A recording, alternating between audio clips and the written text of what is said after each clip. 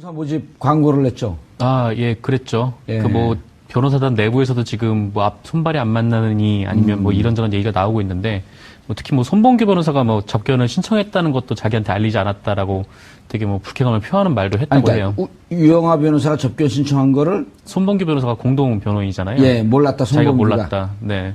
손범규 변호사는 검찰 조사받으러 갈 때 네. 검찰 조사에 성실히 임하겠다. 라고 하는 얘기도 나중에 언론에 나온 거 보면 그렇게 메시지가 나갈 줄 몰랐다. 네. 그때도 그랬단 말이에요.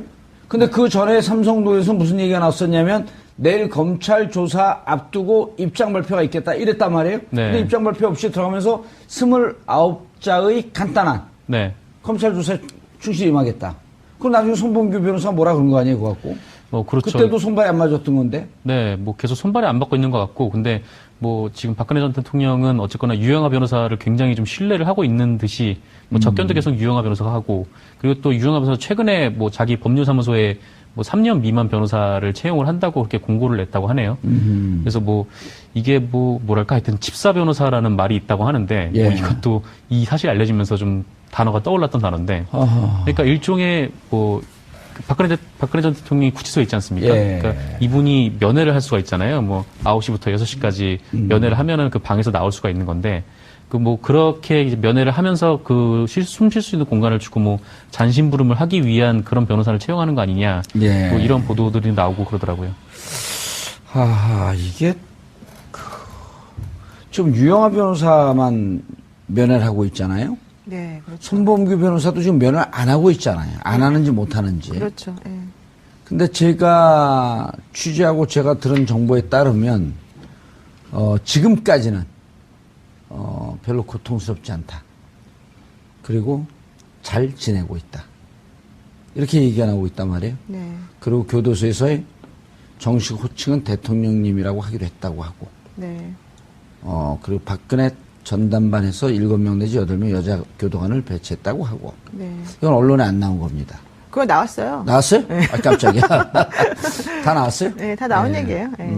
별로 중요한 게 아니네요. 아니, 중요한 얘기죠. 왜냐면 여자 교도관 7명을 전담 배치한다는 거는 한 명에 대해서 사실은 과잉이죠. 그렇지만 뭐 어쩔 수 없는 부분이 있으니까. 그건 이제 받아들일 교도소장 수밖에 없죠. 재량이니까요. 그렇죠. 예. 근데 일반적으로는 보통 두 명 정도가 이제 이렇게 맞는 게 맞죠.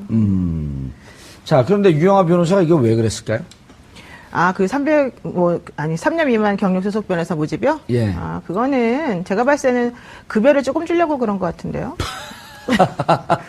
3년 미만의 경력 소속 변호사라고 하는 거는 기본적으로 로스쿨 수료하신 분들을 얘기하는데요. 기본적으로는. 예. 그분들의 이제 급여가 예전보다는 많이 낮아졌기 때문에 이 임금 수준이. 그러니까 어디에 쓰려고? 뭐 여러 가지 이제 잡일을 시키시겠죠. 뭐 서면 수습게 하고 뭐 잡일을 시키려고.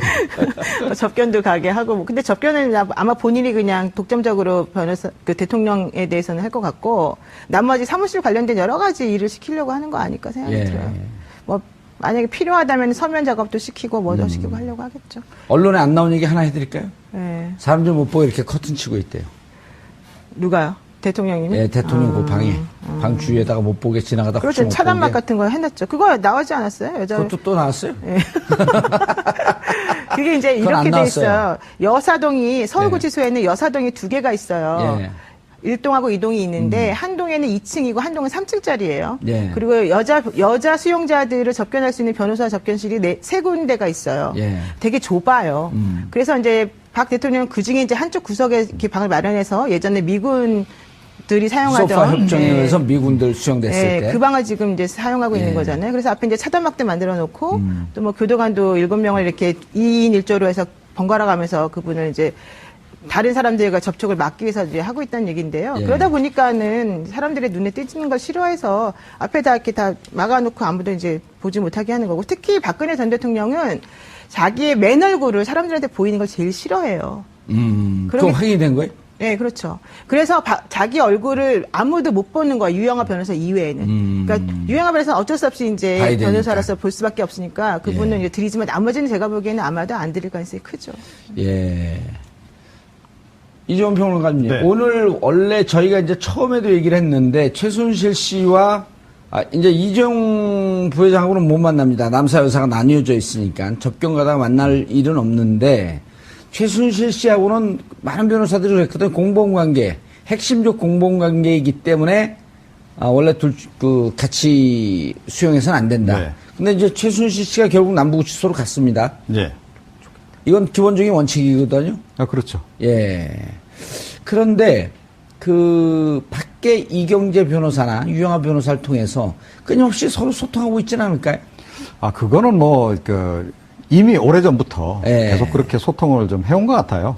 양쪽이 서로 이렇게 탄핵 심판 과정에서 이 대리인단의 전략을 봐도 그렇고, 최순실 씨가 전략을 쓰는 것도 봐도 그렇고, 그때 이미 굉장히 강경하게 대처하면서 다 모르쇠로 일관하고 그런 식이었잖아요. 네. 이런 것이 사실은 마치 누구 한 사람이 지휘하는 것처럼 이렇게 쫙 진행이 됐단 말이죠. 예. 그래서 그때부터 이미 소통은 계속 해왔을 것이다. 그리고 지금이라 그래서 그게 달라졌겠습니까? 변호인단 간에는 아마 계속 소통을 지금 하고 있는 것으로 예. 봐야 되겠죠. 그게 합리적이죠. 예. 예. 자, 블랙리스트 재판도 또 진행이 돼요. 이게 사건이 대한민국 국민이 전체가 다 변호사 수준으로 이 법률 지식과 재판 정보에 대해서 알아야 되니 이거 어떻게 살죠, 우리처럼. 그러니까요. 우리나라 국민들이 정말 이번 사건을 계기로 해서 변호사 필요 없는 세상이 됐어요. 변호사들이 정말 살 곳이 없어지고 있습니다, 점점. 예. 지금 재판 어떻게 되고 있나요? 김기춘, 조윤선. 블랙리스트 재판이 사실은 되게 중요한데 그동안에 이제 계속 모르쇠로 일관을 해왔었는데 어제 나온 기사에 의하더라도 조윤선 전 장관 같은 경우에는 본인이 정무수석으로 그때 들어오면서 전임자로부터 브리핑을 받는데 처음에 웃고 있다가 나중에는 얼굴 표정이 굳어졌다는 얘기잖아요. 블랙리스트 관리 얘기를 듣고 특히 그것을 대통령이 직접 챙겼다 이런 얘기까지 들으면서 우리가 이런 것까지 해야 되냐 이런 얘기도 했었다는 거예요. 조윤선 장관이? 네, 그러니까 근데 이제까지 왜 부인하고 있었어요? 그러니까 그동안 부인했던 것에 이제 빼도 박도 못할 증거들이 그렇게 나와서 이제 아마 오늘 재판에서도 그런 것들을 들이대게 되면 좀 신경의 변화를 일으킬 수도 있다 이런 누가요? 조윤선 전 장관이. 그리고 또 하나는 조윤선 지금 그 진술은 조윤선 장관이 했다는 게 아니에요? 한 게 아니죠. 다른 사람이 이제 어제 다른 사람이 한 거고. 조윤선 장관이 듣고 있으면서 전임 장관으로부터 전임자로부터 인수인계 받으면서 그 얘기를 듣고 얼굴이 굳어졌다. 처음에는 굳어졌다. 웃으면서 즐거운 마음으로 듣다가 이제 이렇게까지 해야 되느냐 이런 얘기를 했다는 그때 정무수석 인수인계 때 얘기를 하시는 거죠? 그렇게 됐고 그래서 이제 오늘 재판하게 되면 과연 이 사람이 견딜 수 있을까? 또 중요한 건 지금 조윤선 전 장관의 심리적 변화가 사실 매우 중요합니다. 그분이 지금 구치소 생활을 잘 못 견뎌가지고 귤만 드시고 엄청나게 지금 말랐다는 거잖아요. 그리고 남편하고 하루 종일 그 접견실이 3개밖에 없는데 접견실을 아침부터 밤까지 계속 자기 혼자 독점적으로 사용하다시피 하고 있어요 지금. 그 변호인 접견은 그 시간 제한이 없으니까. 없죠. 그러니까 그러면서 남편하고 계속 이제 그런 소통을 하고 있는데 얼마나 답답하겠습니까?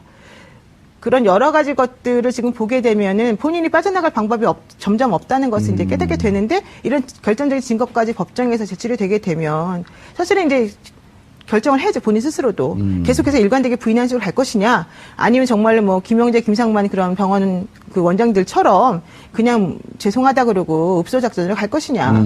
사실 그럴 수밖에 없어요. 이미 조윤선 장관은 그쪽으로 좀 틀었다고 이렇게 보이지 않나요? 그렇게 될 수밖에 없죠. 얼마나 불안하고 강박 증세까지 보이다는데 사실 그 안에서 잘 못 견디고 있는 게 사실이거든요. 안 갔다 왔죠. 저는 구치소는 안 가봤는데 이제 거기 들어간 사람들이 의뢰인들이 많잖아요. 제 의뢰인들이. 무척 떨죠. 아니 근데 두 부류가 있더라고요. 되게 적응 잘하는 사람들도 있고 저 같은 사람들이 있고 그리고 또 적응 못해서 조금 말린 사람도 있어요. 근데 좀 지나고 나면 확실히 이제 얼굴들은 다 살이 좀 붙으셔서 세 번째 좋아지기도 부류가 하고. 있어요. 어떤 적응 못하면서 잘하는 척하는 사람들이 있어요. 연기하는 사람들 쪽팔리니까. 그 뭐 가면 우울증 이런 건가요? 가면성 우울증이요? 아니 참는 거죠. 참아요? 무너지면 지금 죽는다고 보고. 근데 이제 조윤선 장관 같은 경우는 정말 무너진 제가 거죠. 보기엔 무너지고 있어서 좀 걱정스러운 부분이 사실 있어요. 기자들 통해서 이종훈 평론가님 기자들 통해서 듣는 얘기는 정신 상태가 심각하게 무너졌다 이렇게 보도가 나오거나 혹은 정보가 이렇게 들어오고 있거든요. 아니 그러니까 조윤선 전 장관은 지난번에 그 청문회 할 때 우리가 확인했잖아요. 계속 몰아세우면 실토를 한다는 거죠. 그래서 참 행복하게 말씀을 하시죠. 소위 말하는 이른바 그 멘탈이 그렇게까지 강한 인물이 캐릭터가 못 된다. 그래서 그런데도 지금 갇혀 있죠. 게다가 이분이 또 얼마나 외모에 신경을 많이 쓰시는 분입니까? 이 피부 관리 굉장히 신경을 많이 쓰시거든요. 조금 위험합니다. 박근혜 전 대통령 못지않게 예. 굉장히 그런 쪽에 신경을 많이 쓰는 걸로 알려져 있는 분인데 예. 그런 것도 못하지. 그러니까 여성으로서 그런 스트레스가 엄청날 거예요 아마. 예. 그런 것 때문에 아마 더욱더 지금 굉장히 좀 심리 상태가 불안정할 거다. 노영희 변호사님, 네. 마지막 결정적 질문. 하지 마세요. 아니요, 법률 질문. 아, 예, 왜냐하면 알겠습니다. 조윤선 장, 두 부류가 지금 남아있는 거예요. 김기춘 끝까지 모른다. 조윤선 장관 사실은 했습니다. 대통령 지시로 했습니다. 그리고 인정하고 잘못했습니다. 라고 갔을 경우에 직권남용이란 말이에요, 이게. 물론 기본적으로 특검에서 헌법 정신을 위배한 것이다라고 아주 높은 법률 철학적 얘기를 했지만 법은 싸잖아요, 이게. 직권남용 5년 이하의 징역. 네, 되게 형량에서 약간 예, 10년 이하의 자격정지. 1,000만 원 이상의 벌금. 이하의 벌금. 이하의 벌금. 그게 싸단 말이에요, 이게. 그럼 인정하게 되면 조윤선 장관 같은 경우는 형이 집행유예 나올 가능성이 높은데. 나와야 되겠죠, 사실. 근데 김기춘 실장 같은 경우는 부인한단 말이에요. 그럴 경우 집행유예로 못 나오지 않습니까? 이제 집행유예 해주는 조건이 예. 기본적으로 본인이 이제 정말 범죄 인정하고. 저질렀다면 범죄한 사실을 인정하고 진정하게 뉘우치고 이래야 되잖아요. 개전의 정이 있는 게 또 예. 중요하고.